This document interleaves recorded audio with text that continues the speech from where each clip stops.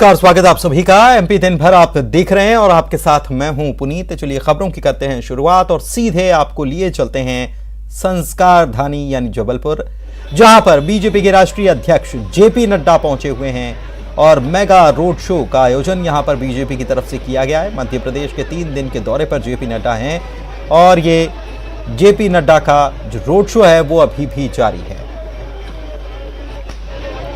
सीधी तस्वीरें हम आपको दिखा रहे हैं। संस्कार धानी पहुंचे हैं जेपी नड्डा। 3 दिन का उनका ये मध्य प्रदेश का दौरा काफ़ी अहम, वो भी तब जब मुख्यमंत्री शिवराज सिंह चौहान खुद जेपी नड्डा के स्वागत के पहले वे कह चुके हैं कि जेपी नड्डा आ रहे हैं और ऐसा स्वागत, भव्य स्वागत होना चाहिए कि सबको पता चल जाए बीजेपी की ताकत क्या है। और उन्होंने ये भी कहा कि यही कार्यकर्ताओं का लिटमस टेस्ट भी होगा। तो ऐसे में पूरी ताकत लगा दी गई है बीजेपी की तरफ से और ये मेगा रोड शो का आयोजन बीजेपी के राष्ट्रीय अध्यक्ष जेपी नड्डा के लिए जबलपुर संस्कार धानी में किया गया।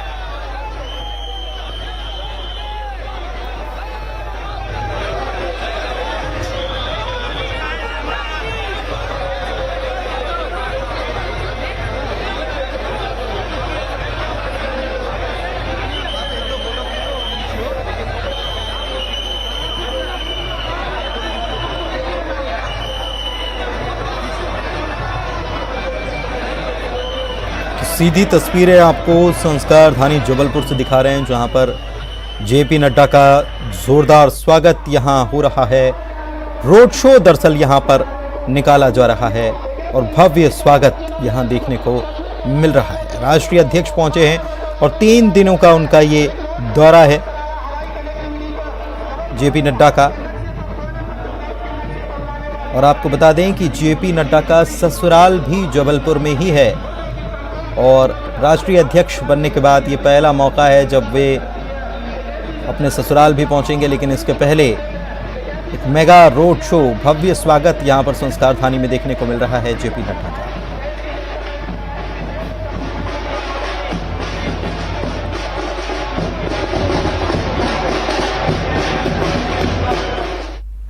इधर भोपाल के शाहपुरा इलाके में एक मकान आज गिर गया और इस मलबे में 3 मजदूर दब गए। हालांकि 2 लोगों को तुरंत निकाल लिया गया जबकि एक मजदूर की मौत हो गई। इस मकान को रिकंस्ट्रक्शन कराया जा रहा था। मौके पर भोपाल सांसद प्रज्ञा सिंह ठाकुर पहुंची थी। पीसी शर्मा कांग्रेस नेता जो हैं, पूर्व मंत्री हैं, वे भी पहुंचे थे। निगमायुक्त भी पहुंचे थे।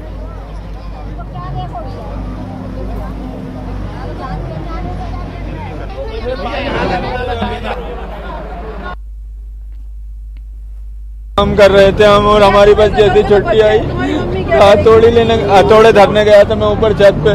जैसे मैं ऊपर गया तो बीच में से एकदम बिल्डिंग गिरी। तो मैं ये ना इस साइड में दीवार से चिपक गया यानी।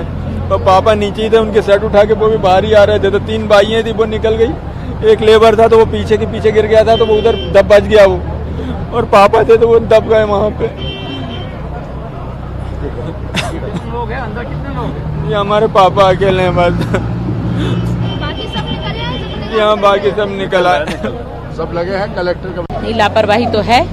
ऐसे इतने बड़े हादसे नहीं होते हैं। नीचे से मकान तोड़ा जा रहा है, उसका आधार खत्म किया जा रहा है। उसके बाद निश्चित रूप से पैसे की बचत होगी अगर नीचे से मकान निकाला जाएगा।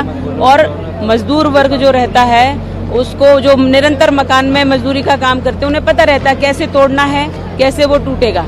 लेकिन इनके बेटा भी मजदूरी कर रहा था, वहीं था वो, लेकिन वो बच गया, खरवा चाहिए उसको।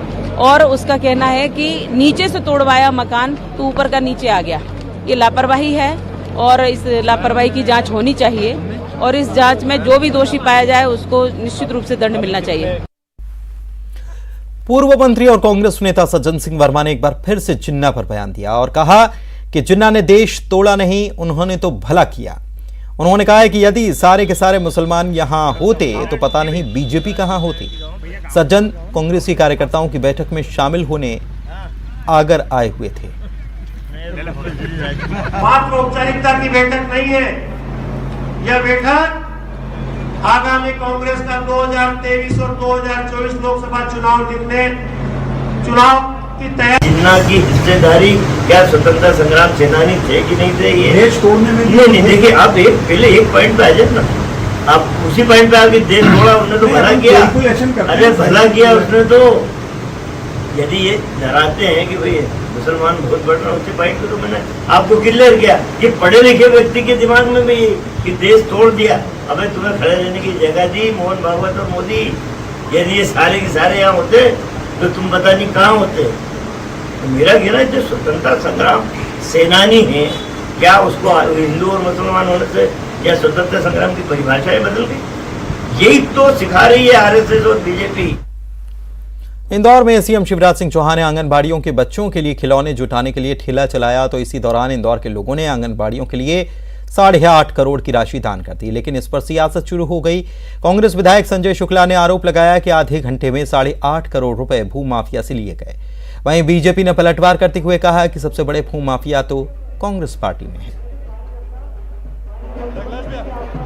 20 साल से बेवकूफ बना रहा है और मुख्यमंत्री बेवकूफ बना रहा है। जैसे आपको गौतम सिंह बताया, ऐसे ही मुख्यमंत्री बेवकूफ बना रहा है। आपने देखा कल उन्होंने 1 घंटे के अंदर, आधे घंटे के अंदर 8 करोड़ में इकट्ठा कर लिया। ये आप भी जानते हैं, मैं भी जानता हूँ। आप भी जानते हैं 8 घंटे में कोई 8 करोड़ में इकट्ठा होता है आधे घंटे के अंदर। ये तो इन लोगों ने भूमाफियाओं से पैसा इकट्ठा किया। तो 15 साल से जो अधिकारी लोग यहाँ बैठे हैं, आप उनसे पूछिए। मुझे लग रहा है कि मध्य प्रदेश के सबसे बड़े जो भूमाफिया है वो तो कांग्रेस पार्टी में है और इंदौर में है।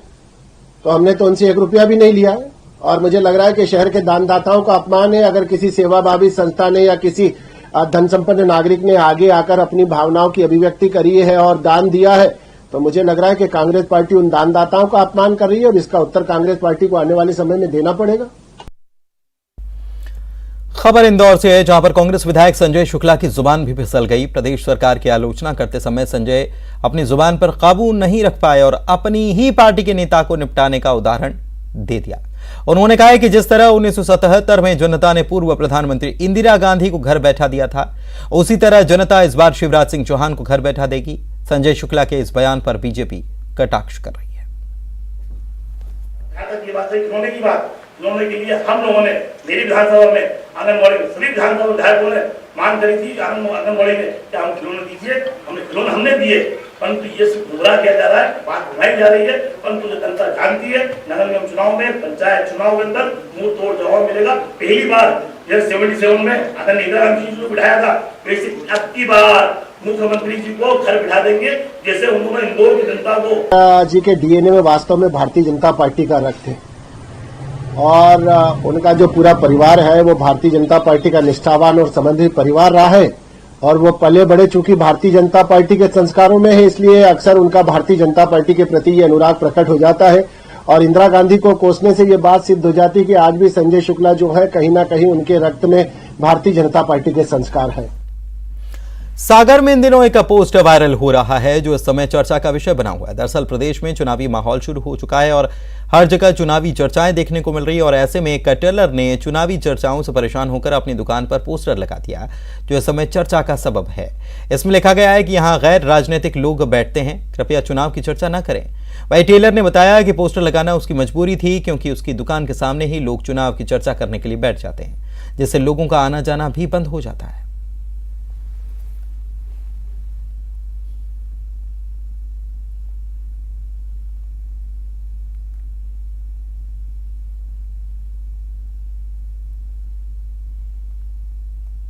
हमारे पास समय थोड़ा सा कम रहता है, छोटी सी दुकान है हमारी और इस समय सरपंच जी का जो दौर चल रहा है तो मेंबर भी और सरपंच भी बहुत से लोग आते हैं तो भाई ध्यान रखना। अब हम उनकी सुने अपना काम करें, पहली चीज़। दूसरी ये कि शायद कुछ हद तक आम आदमी नेताओं से त्रस्त हो चुका है। वो इसलिए कि ना तो साफ़ सफाई मिलती है कभी, ना सुचारू रूप से कहीं पानी मिल पाता है और भी जो योजनाएं होती हैं उनका सही से सभी के लिए लाभ नहीं मिल पाता है। कुछ इस कारण और कुछ शौक बतौर भी मैंने टांग दिया मैंने कि भाई कम से कम लोगों से जान बचे। नगरीय निकाय चुनाव से पहले देवास पुलिस ने बड़ी कार्रवाई को अंजाम दिया और बदमाशों के डेरों पर कार्रवाई की। इस कार्रवाई में 400 पुलिसकर्मियों के अलावा एसपी, 2 एडिशनल एसपी, 8 डीसीपी और 24 थाना प्रभारियों ने रात 2 बजे 16 कंजर डेरों पर एक साथ दबिश दी। यहां से 5 करोड़ से ज्यादा का सामान बरामद किया गया। इस दौरान 7 नामी बदमाशों को हिरासत में भी लिया गया। पुलिस ने अवैध शराब समेत सभी अवैध ठिकानों को भी ध्वस्त कर दिया।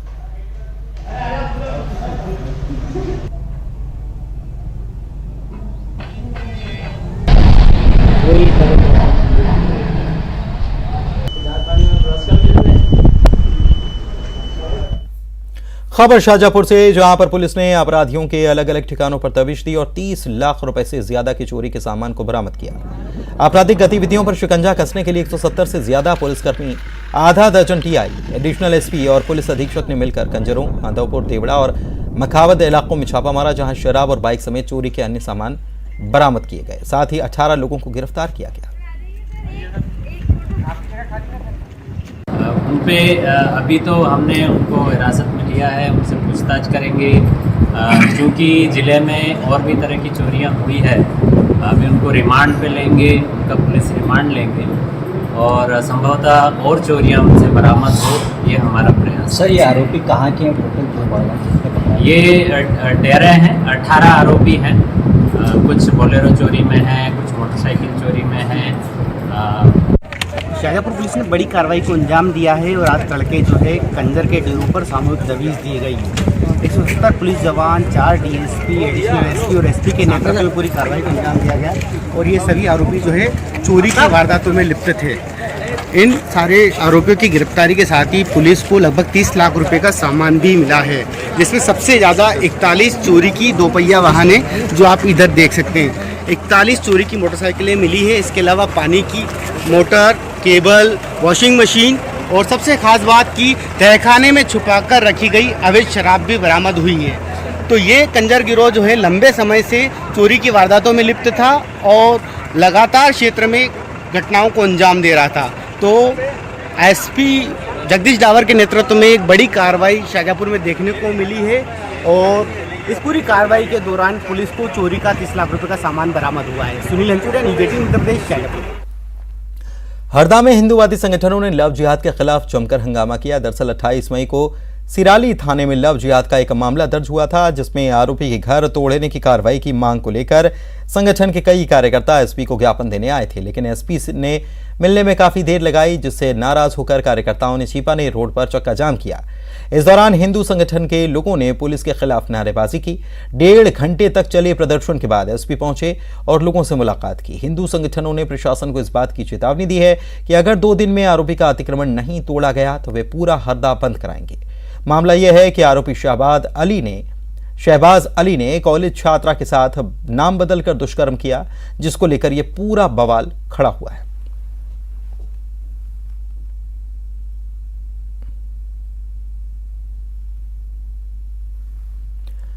ग्वालियर से खबर है, एक महिला के साथ सामूहिक दुष्कर्म की घिनौनी वारदात कर दी गई। अपने पुराने मकान मालिक समेत 3 लोगों पर आरोप महिला ने लगाया है। रिपोर्ट भी दर्ज कराई है। बताया गया कि बाजार जाने के दौरान मकान मालिक अपने भाई और एक अन्य साथी के साथ गाड़ी से आया, गाड़ी में उसे बैठाया, सुनसान इलाके में ले जाकर दरिंदगी को अंजाम दिया। पीड़ित महिला की शिकायत पर आरोपियों की तलाश में पुलिस जुटी हुई है। एक महिला है जो किराए से रहती थी बालाजीपुरम में। इनके द्वारा बताया गया है कि पूर्व में वो जिस मकान में रहती थी उसके एक लड़के व्यक्ति ने और उनके साथियों द्वारा उसको गाड़ी में ले जा करके सुनसान जगह पर इसके साथ घटना की गई है, जिसके ऊपर से अपराध पंजीबद्ध कर लिया गया है और इसकी इधर बैतूल की घोड़ा डोंगरी तहसील में रेत माफिया ने वन विभाग की एक महिला बीट गार्ड को ट्रैक्टर से कुचलने का प्रयास किया। इसका सीसीटीवी फुटेज सामने आ गया है। बुधवार सुबह 5 बजे का यह मामला है। ट्रैक्टर में जब माफिया रेत भरकर ले जा रहे थे, इसी सूचना के आधार पर फॉरेस्ट नाके पर अमला मुस्तैद था। जैसे ही ट्रैक्टर पहुंचा, उसे पकड़ने की कोशिश की गई तो ड्राइवर ने ट्रैक्टर छोड़कर पहले उसने ट्रैक्टर चढ़ाने की कोशिश की, फिर वो भाग निकला। हालांकि ड्राइवर और ट्रैक्टर के मालिक दोनों को गिरफ्तार कर लिया गया है।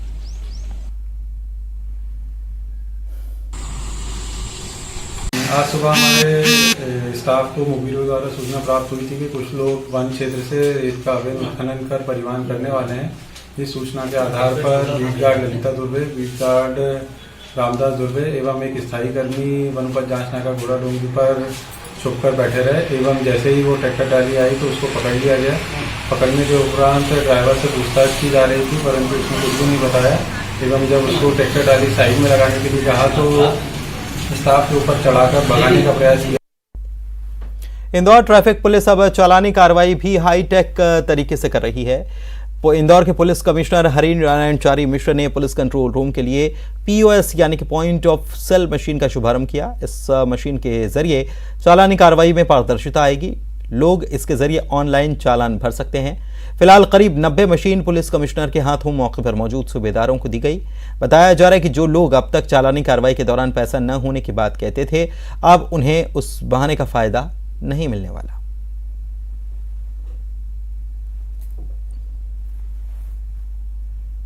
तकनीक का ई-पेमेंट लगभग हर जगह हम लोग प्रयोग करने लगे हैं। पुलिस ने उसी तकनीक को अब नए तरीके से ट्रैफिक पुलिस के लिहाज से शुरू किया है। इसमें कई बार यातायात का उल्लंघन होने पर चालानी कार्रवाई की जाती है और इसमें कई बार लोगों को पेमेंट करने में असुविधा होती है। इसके लिए एक ई-मशीन शुरू की गई है, जिसके द्वारा लगभग 90 ऐसी मशीनें आज से प्रवर्तन में व्यवहार में आनी शुरू हो जाएंगी। इसके जरिए अगर यातायात का उल्लंघन होने पर हम विभिन्न प्रकार के जो माध्यम है यानी कि पेटीएम और विभिन्न तरह के जो डिजिटल भुगतान के जो अलग अलग माध्यम है उनका उपयोग करके हम इसका भुगतान कर सकते हैं।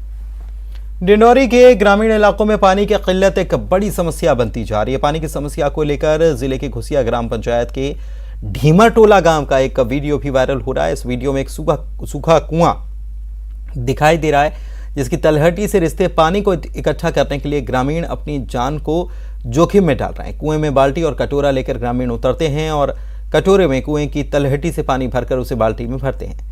पानी से बाल्टी भरने के बाद उसे ऊपर खींचा जाता है। अंदाजा लगाया जा सकता है कि बूंद बूंद पानी के लिए कितनी जद्दोजहद ग्रामीण करते हैं। ग्रामीण कह रहे हैं कि कलेक्टर की जनसुनवाई में वो पानी की समस्या लेकर गए भी थे, लेकिन PHE विभाग के अधिकारियों ने 2 गांवों के बीच की आपसी लड़ाई का हवाला दिया और मामले से पल्ला झाड़ लिया। अधिकारियों का यह भी कहना है कि गांव में जल जीवन मिशन योजना के तहत पानी मुहैया कराने की योजना तो है, 2 गांवों की आपसी लड़ाई की वजह से ये अटकी पड़ी है। लेकिन सवाल यह है कि अगर ऐसा है भी तो 2 गांवों का विवाद सुलझाने की जिम्मेदारी किसकी बनती है? क्या यह प्रशासन का काम नहीं है? नहीं है, हम डूब डूब के कुआं से पानी भर रही हैं। बर्तन में 12 कोस से पानी ले के हम गुजर कर रही है। हमको पानी चाहिए क्योंकि हम लोगों के वहाँ पानी की बहुत ज्यादा समस्या है। 2-2, 3-3 किलोमीटर दूरी से पानी लेके आते हैं। वहाँ कुछ पीने के लिए व्यवस्था नहीं है सर। इसलिए हम ये चाहते हैं माननीय कलेक्टर जी से कि हमें तत्काल वहाँ पानी की सुविधा बनाए और वहीं पानी टंकी फिल्टर वहीं करवाए सर। यहाँ रात दिन से आदमी आते हैं, लेकिन पानी कहीं को मिलता है कि नहीं मिलता। लड़ाई झगड़े तक हो जाते हैं। भाई पानी सबको चाहिए, लेकिन पानी नहीं मिलता। हरदा में प्री मानसून बारिश से हरदा मंडी में रखा हजारों क्विंटल गेहूं भीग गया। मंडी परिसर में व्यापारियों ने गेहूं का स्टॉक जमा के रखा था। 15 मिनट तक हुई झमाझम बारिश से मंडी में रखा गेहूं भीग गया। हालांकि बारिश से मौसम में ठंडक घुल गई, जिससे लोगों को गर्मी से राहत मिली, लेकिन अनाज बड़ी मात्रा में भीगा।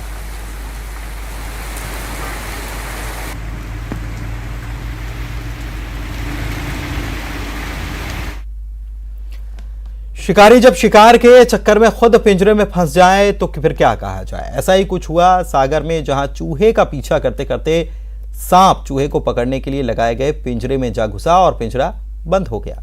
सुबह जब घर वाले सोकर उठे तो देखा कि चूहे के पिंजरे में हलचल हो रही है। लोगों ने पहले सोचा कि शायद चूहा ही फंसा है, लेकिन जब करीब से देखा तो उसमें एक सांप फंसा पाया गया। हालांकि पिंजरे में फंसे घोड़ा पछाड़ सांप ने चूहे को तब तक निकल लिया था। स्नैक कैचर ने सांप को पिंजरे से रेस्क्यू कर उसे सुरक्षित जंगल में छोड़ दिया।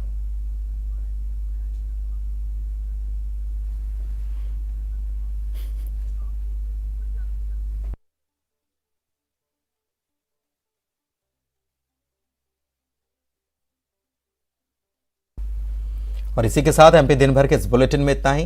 नमस्कार।